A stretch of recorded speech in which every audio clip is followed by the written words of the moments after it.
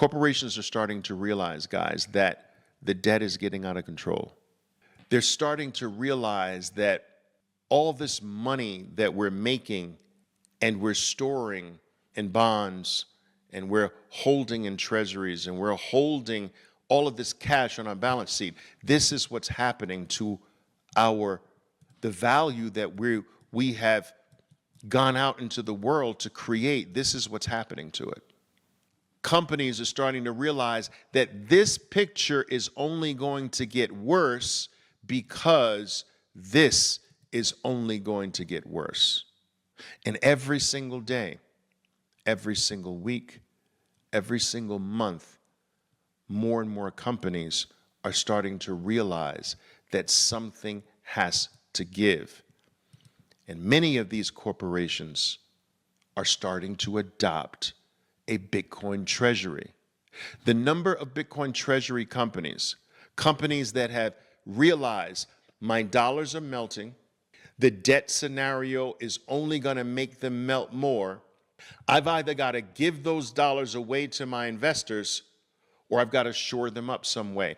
And a lot of companies have started to look at Bitcoin as the out. And I only have the top 25 shown here, with MicroStrategy, Now Strategy, leading the list with 592,100 Bitcoin.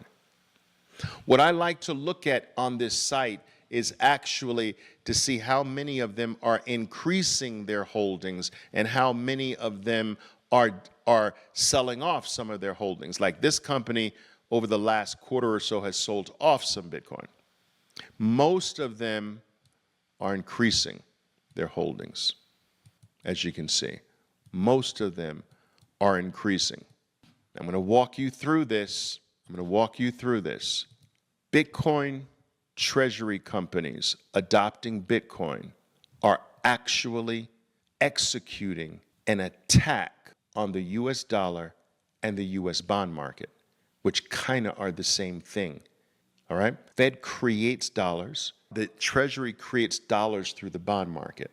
What Bitcoin treasury companies are executing is they're executing a speculative attack on the US dollar and the bond market. And if you don't understand this, you will by the time I finish. They're doing this by acquiring Bitcoin with ridiculously cheap money. So they're doing exactly what I told you you should never stop doing. Companies have started to do this. You are forced to earn dollars, but you must turn those dollars, flip them into Bitcoin if you want an escape from this. But what the companies are doing is that they're not only making dollars, they're borrowing dollars to do it. So they're not doing what you're doing. You're working every week at a job, at your office, in your company, and with the dollars you earn, you are taking a little portion of it and you're converting it to Bitcoin. What these companies are doing is they're not just using the earnings that they have made. They're going to the market to borrow extra dollars that they didn't earn yet to buy Bitcoin now. And this is the attack on the dollar system. I didn't earn the dollars yet, but you're going to give me future dollars that I will earn, that I would have earned. You're going to give those dollars to me now. I haven't earned them yet. That's what a loan is. You get dollars that you didn't earn yet, but you use dollars that are not yours, that you didn't earn yet. You use it to buy the best thing on planet Earth. And you're saving yourself from this picture, but because you're using borrowed money, your gains are not every $118 for every $1 you do this with. It's like $1,118 for every dollar. It's leveraged. So these companies are maximizing the opt-out. They're maximizing the opt-out, and that's the attack. That's the attack on the system.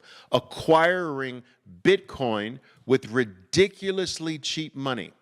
It's a mathematically guaranteed way to outperform everything and ultimately pull power away from the money printing mechanism. Now, MicroStrategy or strategy, no doubt, will win the game by the largest amount, this Bitcoin Treasury game by the largest amount, as long as they don't misstep with their debt obligations. They are so far ahead, they will not be caught unless they have a huge misstep. But they will never be caught. I want us to take a quick snapshot. We've looked at this many times of all the world's value right now, more or less. We're at 1,000 trillions in total value. This total value is sitting in various buckets. 370 trillion is sitting in the real estate bucket.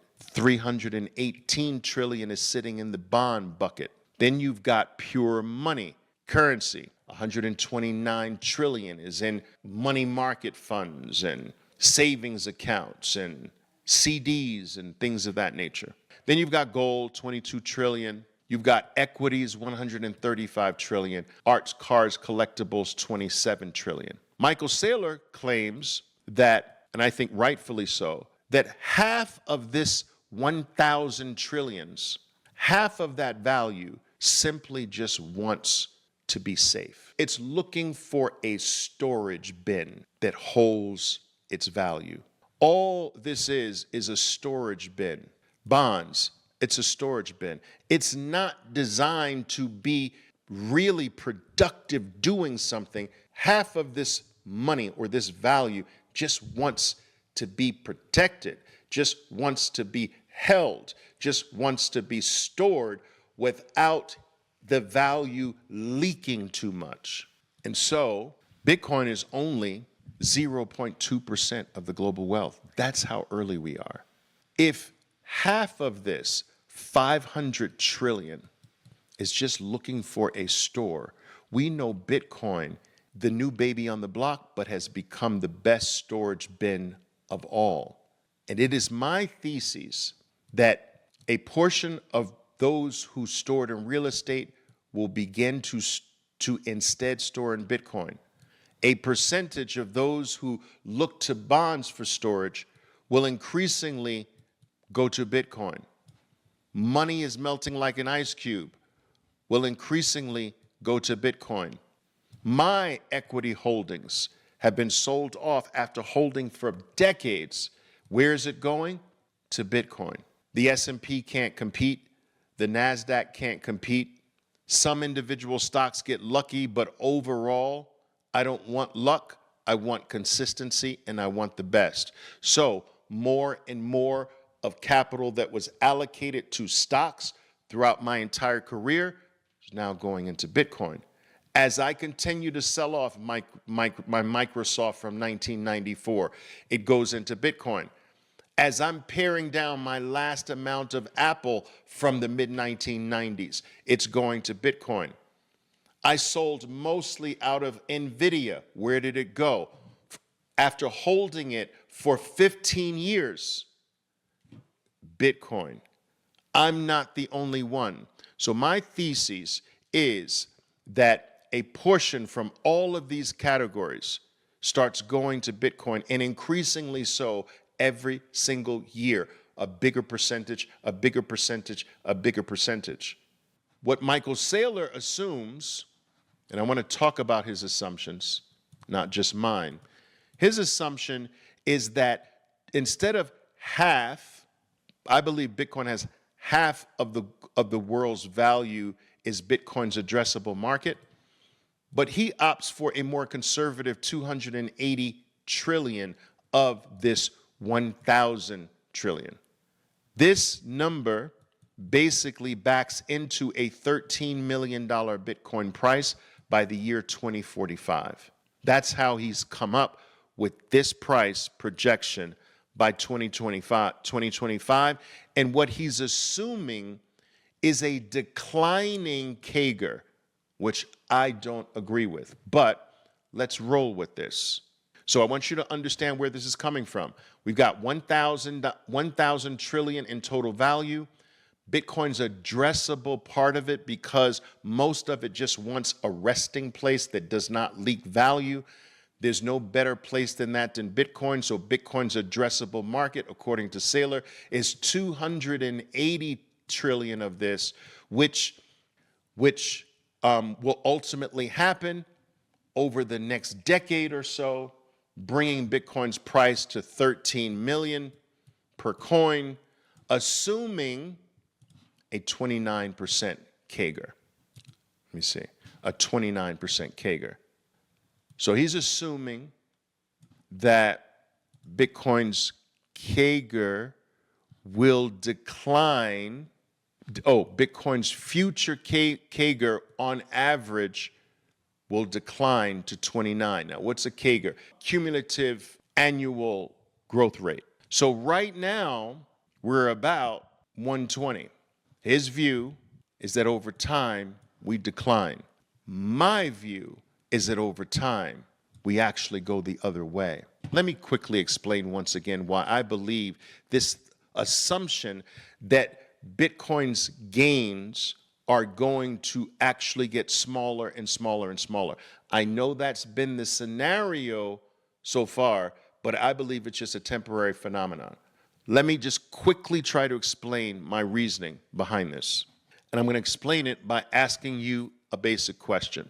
If two people have to cross a desert together, and each one has a single jug of water.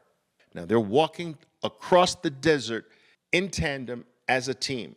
Each one has a jug of water. So what these two decide to do is to drink from one jug slowly as they try to make it across the desert. And as they deplete one, they will then start drinking from the other. So about a quarter of the way through the desert, one jug of water is completely gone. They start to sip into the second jug. And about halfway through the desert, 3/4 of the last jug of water is gone. They go a little further. Now, 90%, 95% of the jug of water, their final jug of water, 95% of the water is gone. Is the remaining water more valuable than the water that they started with? Is this last 5% more precious than all the water that they drank? It is, right? Every drop becomes more valuable, not less valuable. As your supply shrinks, as a limited supply item shrinks, the remaining becomes more valuable, not less valuable. Saylor's claim is that over time, even though Bitcoin becomes scarce, even though the water becomes less and less and less, the value is going to go down. It's going to be less important. Are you kidding me? No. As the amount of new Bitcoin becomes available becomes less and less, people will offer more and more for it. The CAGR is going to, mark my words, explode this way, not this way as Saylor assumes. But there's a value in considering Saylor's decline scenario because it is very, very conservative. If the conservative picture is wow, then OMG. I believe that. Nando says Saylor's thinking upside down. I believe that. That view is still stuck in the old fiat mindset. That does apply in a fiat world, but where everything can just be proliferated in terms of its supply. But when something can't be proliferated with supply, for something whose supply actually collapses over time, the item goes the other way in terms of value. It doesn't decline in value as it becomes more scarce. It goes up in value as it becomes more scarce. So 120 kagers will become 200 kagers, 300 kagers, and 400 kagers as this thing becomes less and less available. But if we take the conservative kager of 29, it still trounces everything else. Look at everything else. Look at money's kager. Look at bonds relative to the total kager. -3, -2. Real estate +1 kager. Equities +2 kager.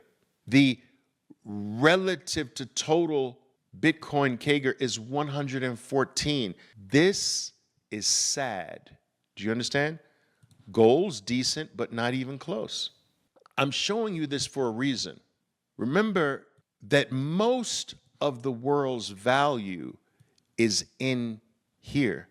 That's where most of it's sitting. Bonds, real estate, equities, and money. But look at the kagers, guys. Look. I want you to really look at this. Look at what most of the money is getting. Now think of most of the money starting to realize they could get this. What do you think increasingly is going to happen? That equities, a portion is going here. A portion of real estate is going there, and increasingly so every single year until almost, I say, half of it is in Bitcoin. That's this picture that I was showing you here. Look at Bitcoin, but look at bonds. Look at Bitcoin and look at real estate. Look at Bitcoin and look at money, and then look at equities. Real estate is 1% kager. Bonds is -3% kager. I think it was something like that. Or -1%, -3%. You get the point. Equities +3%. My point is that this is pitiful compared to just flipping to Bitcoin is your savior. And this is what corporations, this is the error that corporations are just starting to recognize this and say, no, no more bonds, a lot less of this, a lot less of this. And some people are saying a lot less of this, we're going here. But they're borrowing to do it. My question here, the most valuable industry, it's estimated that Bitcoin Treasury companies could accumulate 50% of all the Bitcoin in existence to become a $140 trillion industry. Think about this. There's only 21 million Bitcoin, guys. 21 million. MicroStrategy estimated 630,000 Bitcoin. If this assumption is correct, all the companies coming online to establish Bitcoin treasuries, the same way they have bond treasuries, the assumption is that this industry, that the corporate industry is going to grow to the point where they hold half of all Bitcoin available if this pace continues. Someone's asking, why are some corporations like Amazon, Microsoft, Meta, they're saying no to corporate treasuries? The reason, if you look at the history of how Bitcoin is adopted, it's always adopted from the small first, then it goes to the large. It's adopted by the computer geeks first, then the libertarians, then the retail investors, then the companies, then the countries. It's always it's a grassroots item. It's never adopted from the biggest first. So you have the first country is one of the smallest countries, El Salvador, to adopt Bitcoin.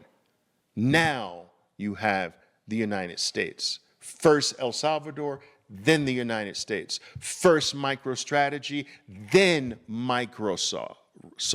First retail, then institutions. It's always the bottom first. That's what makes it, that's another thing that makes it so beautiful. No asset that has ever become available to the world has ever become available first to us. Only to the elite first. And by the time it gets to us, most of the value has been sucked up by the elite because they had first access. This is the first opportunity in the history of mankind where the first opportunity is to everyone else. And last, it's to the elites. Last, they're the ones that are coming on last. It's grassroots. Small first, big later. MicroStrategy was a tiny, tiny zombie company, barely surviving.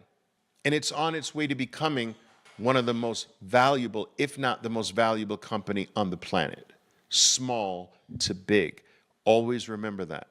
If this assumption is correct, this is starting to happen, which leads one to believe that assumption is actually on point and correct, because I want you to look at where the flow from that first global value chart is coming from. So, guys, the money is coming from bonds.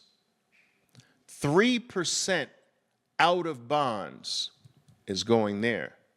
It's coming from money. It's coming from real estate and equities too. But in bigger amounts, the money flow is coming from these two categories. And I would say real estate would be the third and equities would be last. But bonds are the first. Bonds and money are where the big amounts are starting to flow out of the system into, and increasingly, that's going to flow into Bitcoin. But what you're looking at are the CAGRs for each category, and you can understand why most of the money that's leaving the system is leaving the system via bonds. The second place that they're leaving the system is through actual fiat paper itself. One company, MicroStrategy, Michael Saylor's company or strategy, has designed a product that is specifically attacking the bond part of this. And he's doing it through a new item called the symbol is STRK or strike. Strike is a convertible note or a convertible bond, and it's giving bond holders 8% yield. Bonds are in low single-digit yields, 2-3%. Instead of giving them a bond or a note that's yielding that, this yields a perpetual 8%. It also has a convertible element to it that gives some exposure to the upside in Bitcoin's price appreciation. So by creating this, it's recreating the entire bond system to give the bond system exactly what it wants and more. The people who park their money in bonds, guys, they just want it to stay there and they just want to earn a yield.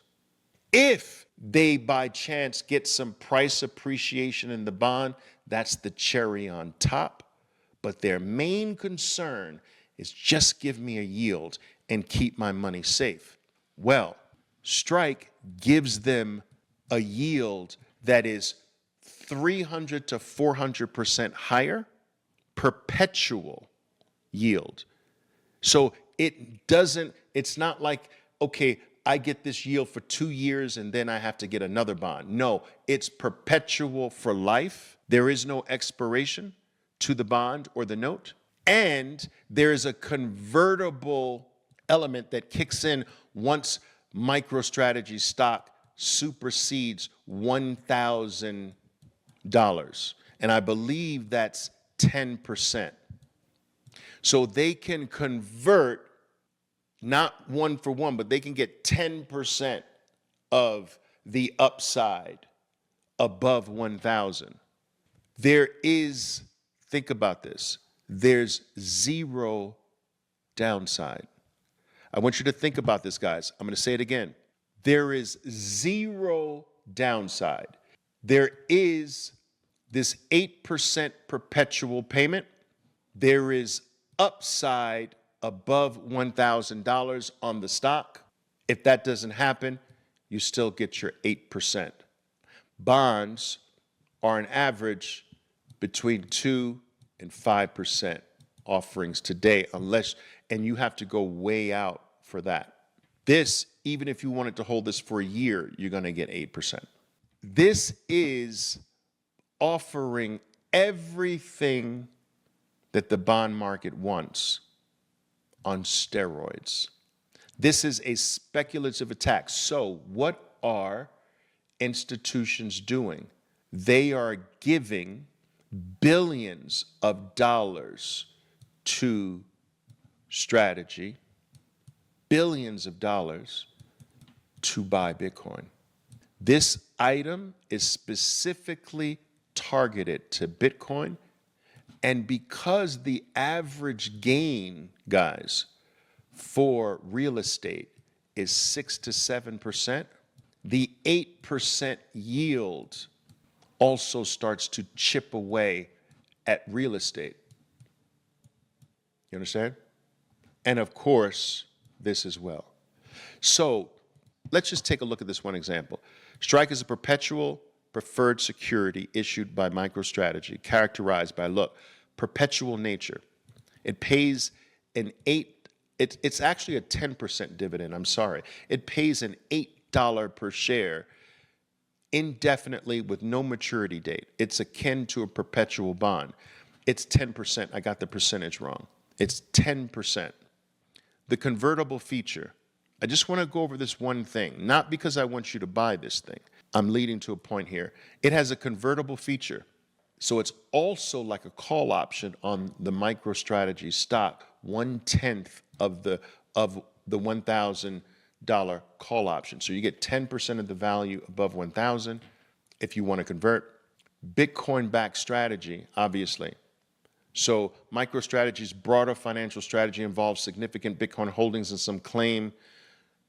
Strike and related securities like Strife and Stride are indirectly backed by Bitcoin, positioning them as alternatives to traditional fixed income assets. Now, I know this is a lot of kind of financial talk today, but it's very important for you to understand that what has started to happen this cycle is the siphoning from the bond bucket, that's one of the biggest buckets in the world, and the money bucket, two of the biggest buckets in the world. It's starting a little bit to chip away at real estate and equities, but mostly bonds. This is one company's way of, instead of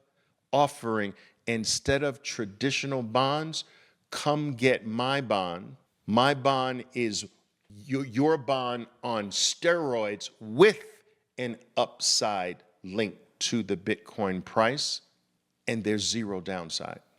Now, this is one company. I want you to imagine thousands of companies duplicating this. It's not just MicroStrategy. It's Metaplanet. It's 21 Capital. On and on and on. Thousands of companies are coming to do exactly the same thing, to raise capital cheap capital, which is going to get cheaper as interest rates decline later this year and into next year. So it is only going to proliferate companies borrowing at 0 to what? 2% for a CAGR that is now 118%. Do you understand this spread is starting to be realized by all of these companies? I'm trying to paint a picture of urgency for you. Thousands of companies are coming to get this spread. And the assumption is that ultimately they will own 50% of every Bitcoin in existence. They're coming to take your Bitcoin away from you, people. They're coming to take it all. This is not talking about all the nation states that will join. It is not talking about all the banks that will start custodying and holding Bitcoin. It is not talking about all the miners who will stop selling their Bitcoin.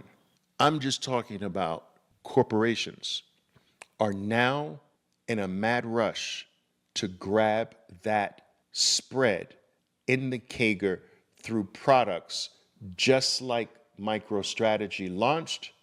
This will cause ultimately a squeezing of the bond market, a piling out of fiat currencies being stored in fiat paper products into these things that are indirectly designed to purchase Bitcoin.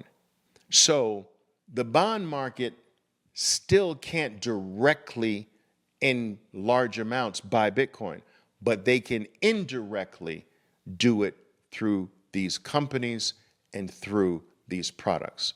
Now, who needs this more than anything? Your pension funds.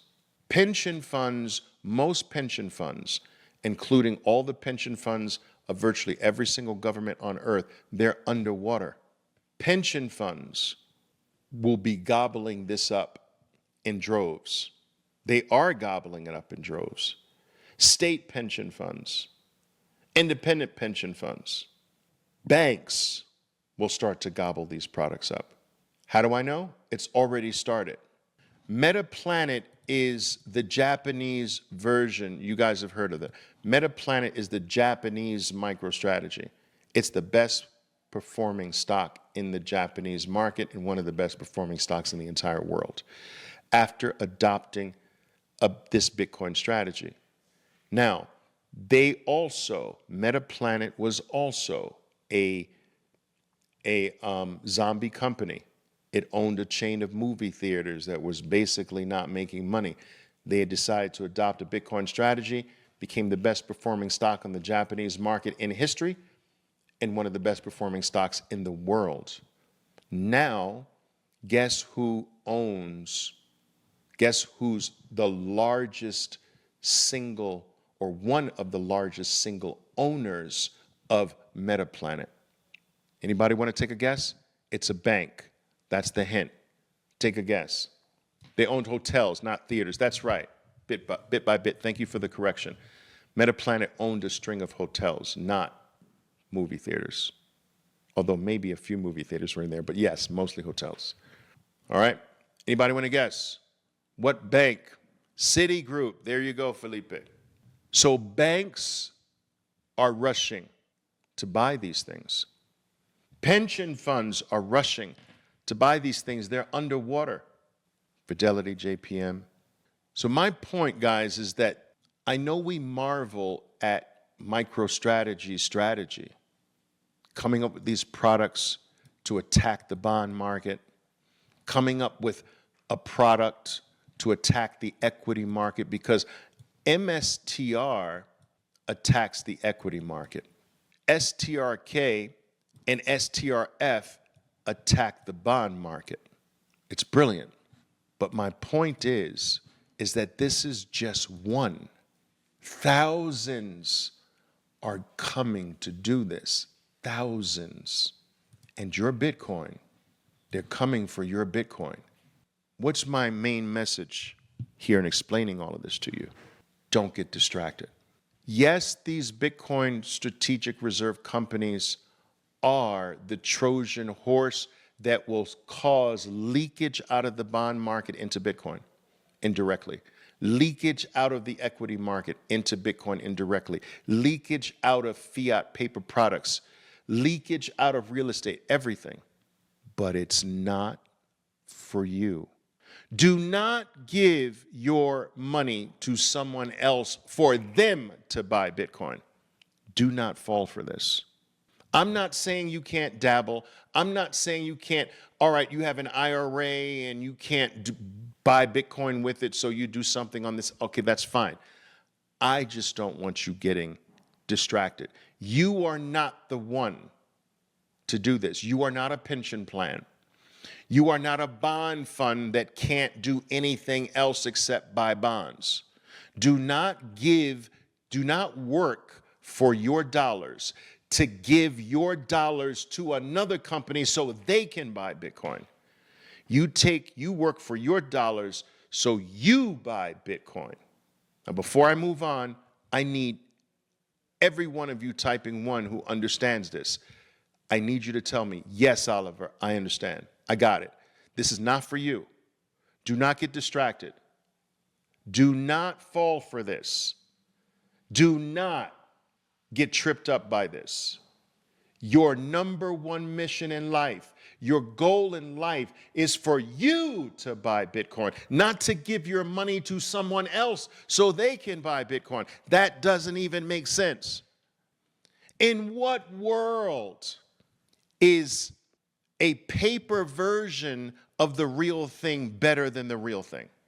All right, this is what you are being told to do by the market today. The market is trying to trick you. You have BTC over here. This is you. You paper Bitcoin. You have to work for dollars, which you should be immediately converting to Bitcoin. What you are being told to do by the market today is earn dollars, give it to a paper Bitcoin company. You receive paper back while they get the Bitcoin. You are being tricked out of owning the thing that makes you free. You are being tricked out of owning the most valuable thing on earth. You see, the paper company is not the most valuable thing on earth. Bitcoin is the most valuable thing. Bitcoin is the scarcest thing. Bitcoin is the thing that will make you free. Bitcoin is the thing that will make you elite, not a paper version of it. And if you believe that paper versions can be more valuable than the actual thing, then try to find me a paper version of the Mona Lisa, a drawing of it by someone else or by yourself, and see what you can fetch for the paper version of the Mona Lisa compared to the Mona Lisa itself. There is no world in which the paper version of an item is more valuable than the item itself. Don't fall for this. They're coming for your Bitcoin, and it's going to be shiny. It's going to be exciting. They're going to be able to show you gains that outstrip Bitcoin, gains that seem to embarrass the CAGR of Bitcoin. All right, guys, MicroStrategy is up 600+%, while Bitcoin is up 200% over the same period of time. Don't fall for the trick. You're not after more paper. This is just more paper. You're after more freedom, more generational wealth. Don't get it confused. Paper, wealth. Now, some people say, well, Oliver, if I can make 600%, won't I be able to buy more Bitcoin? Not necessarily. Not necessarily in the future. There will come a day, especially if this happens, you will not have access to Bitcoin. That if 50% of all the Bitcoin available is locked inside of corporate treasuries, and then you've got the Bitcoin held by countries and nation states, and Bitcoin held by individuals like me and you locked in cold storage, and Bitcoin's locked away in ETFs that never sell it. They just sell and buy the shares back and forth from you, but they never let go of the Bitcoin that they get inside of the ETF. And they just swap paper after the Bitcoin is inside the ETF. They just swap the paper shares back and forth without letting the Bitcoin go. There is going to come a day where the only way you can gain exposure is through a paper product. This happened to the internet, people. I believe there's a day where no one will have access to Bitcoin in any sufficient amounts. You'll have Bitcoin price exposure, but you'll be forced to deal in the paper versions of it. It's disappearing. It's disappearing in these companies. It's disappearing in ETFs. It's going to disappear in bank vaults. It's going to disappear in countries' accumulations. Mining companies will stop selling it and just issue debt and bonds for operations. Everything that I told you 5 years ago, what I believe would happen, is starting to happen. It's being taken away from you. It's disappearing. If you getting to 1 Bitcoin is already impossible for what percentage of the world? 1 Bitcoin has been taken away from 97% of the world. Do you understand this, people? 99%. The hope, the dream of ever having 1 is gone forever for 98% of the world. Let's be conservative. Next cycle, 99.9%, as all of these entities, all of these accumulators lock Bitcoin away. In one way, this is very, very unfair. And in another way, it's just the way adoption occurs. The internet used to be available to you and me directly. Today, you access the internet through someone else, never directly. Most of you only have access because you have an app that is created by someone or some company that through that app you are given access to the internet. That is not direct access. Today, most people do not have access to the internet except indirect access through the internet, through a browser, through an app, through an ISP provider. This is going to happen with Bitcoin. You will have access indirectly in the future, but not directly. This will make those who accumulated the real thing, like we're doing now, this will make those accumulating the real thing the true new elites of the future. This is why, Julio, price doesn't matter. It's the thing that matters, not the price. You understand that the price that is reported to you is reported to you by the enemy. The US dollar is telling you what it says the price is. We know that that's a lie. The US dollar price is a lie. The enemy reports the price of the thing that will take it out. Bitcoin is replacing all of it. The thing that is being replaced is the one that's telling you or trying to convince you what the price is. And it's a lie. Don't ever believe the price, Because if you get into believing the price, then you will fall for paper Bitcoin that gives you higher prices. That's going to be the trick. The trick is going to trick you with higher prices. More paper. You can get more paper this way than with Bitcoin, steering you away from what is more freedom and what is more wealth. Paper does not equate to wealth. I already told you that. We already looked at that. That's paper. More of this is not winning.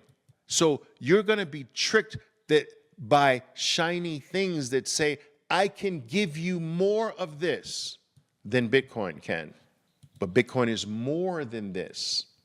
We want more of the real thing, people. Don't ever get it twisted. We want more of the real thing. And we're going to get more of it until it's impossible to convert paper to Bitcoin in the future. And I believe that's coming. You will not be able to buy Bitcoin in the future with paper. Do you understand what I'm telling you? There is a day coming, and it's not a long way off. You will not be able to buy Bitcoin. No one is going to give you the most precious, the most valuable asset on earth for that. That over time, the world is going to know that you don't give up the most valuable thing in the world for a piece of paper. And no one's going to make that exchange. The ETFs will not let the Bitcoin go. The banks will not let the Bitcoin go. They will give you a paper product. They will give you shares in an ETF. They will not give you the Bitcoin. If you want to cash out, you cannot cash out the Bitcoin. You're going to cash out paper. They're going to give you paper, but they're not going to give you Bitcoin. No one is going to give you Bitcoin, their Bitcoin, for a piece of paper in the future. So as long as people today at $98,000 are willing to give up their Bitcoin for pieces of paper, I'm taking it. And as long as this will happen, I will take it and take it. I will give them this, what you're looking at. I will give them this in exchange for this, knowing that every single time I make that exchange, it makes me wealthier 4 years from that point in time. And in many cases, way before 4 years. But I like to use the 4-year block. This just made me wealthier 4 years from today. And if I buy next week, Tuesday, boom, from that exchange on Tuesday, I just got wealthier 4 years from that Tuesday. And if I buy Thursday, I just got wealthier 4 years from that Thursday. And every single time you make that exchange, you are increasing your life. You're increasing your freedom, your independence. You are making yourself bigger 4 years from that day. And if you keep these things in mind, you won't get pulled away by these shiny paper things that do not deliver that same freedom. They're coming for your Bitcoin. The last thing I want to share with you is this. Every cycle had its distractions. Every cycle had its distractions. The first distraction in Bitcoin came into existence in 2009, right? The first major distraction started with shitcoins, altcoins. It's during this cycle, the first one, 2012, first cycle, that people started to create alternatives to Bitcoin. This became all the rage. And it distracted people away from accumulating big amounts of Bitcoin when Bitcoin was $1. So instead of acquiring hundreds or thousands of Bitcoin, they got distracted and went for Nova Coin and Peer Coin. And instead of Bitcoin, Namecoin, Litecoin, all of this nonsense took money away from Bitcoin into this. Now, how many of these exist today? 3? There's Litecoin in the top 15. Litecoin, WorldCoin, which you almost never hear of. So I want you to think about what opportunity for wealth was lost by switching your focus away from Bitcoin when it was $1 and less, to instead go for the shinier things. Many of these things were outperforming Bitcoin when they came into existence. You could say, yeah, but Bitcoin is dead now because it went up only 100%. This went up 1,000%. But where are they today? And look at the opportunity lost. These people would have been billionaires today if they never got distracted and just kept putting it into Bitcoin. This was the first major distraction away from Bitcoin. The next major distraction came in the next cycle, 2016. So 2012-13 was the first one. All right? This is the first one. That's where you got your cryptos from. Then the next cycle, 2016, the distraction were ICOs. ICOs. Everyone started chasing ICOs, initial cryptocurrency offerings. These ICOs were exploding in price, 2,000, 300, 15,000%. Crazy numbers. Exploding. Shiny.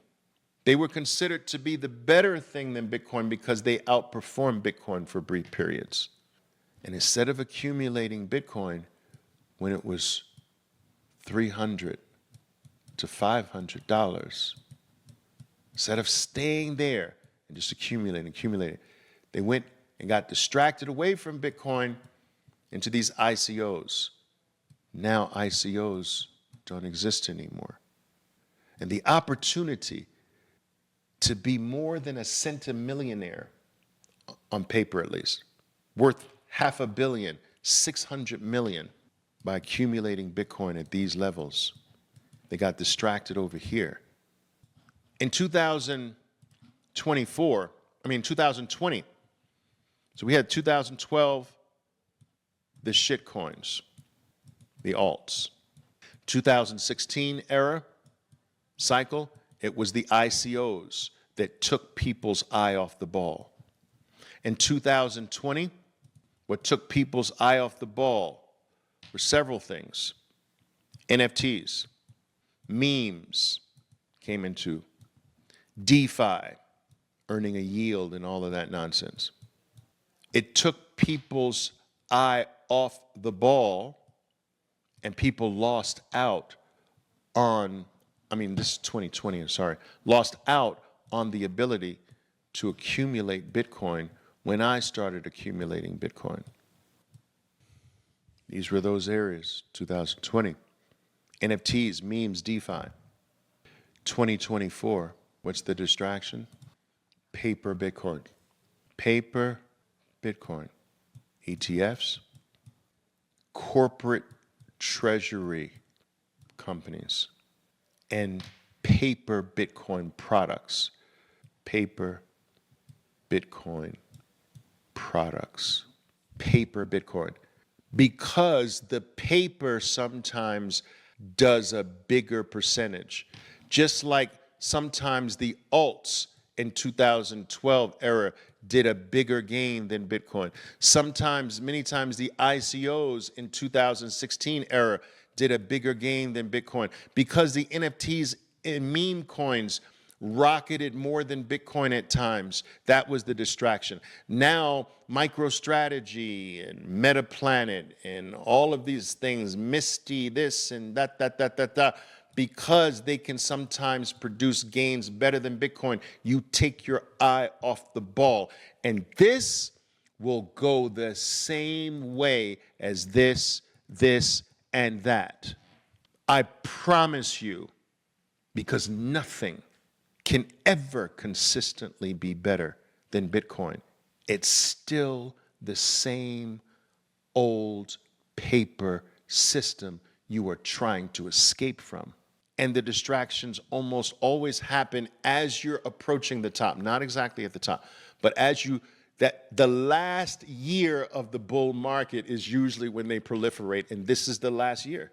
So the reason why I feel it necessary to lead you down this path only to finally say, don't get distracted, is because some of the biggest Bitcoin influencers out there have fallen for this.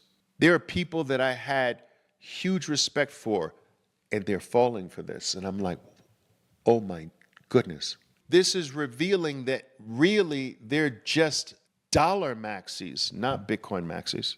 They will drop Bitcoin in a heartbeat if something flashes more dollars.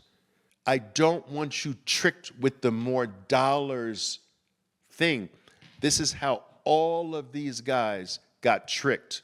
More dollars in alts, in shitcoins, and more dollars in ICOs, I'm sorry, and more dollars in NFTs and meme coins, and more dollars in MicroStrategy and MetaPlanet, and that's going to be in the future.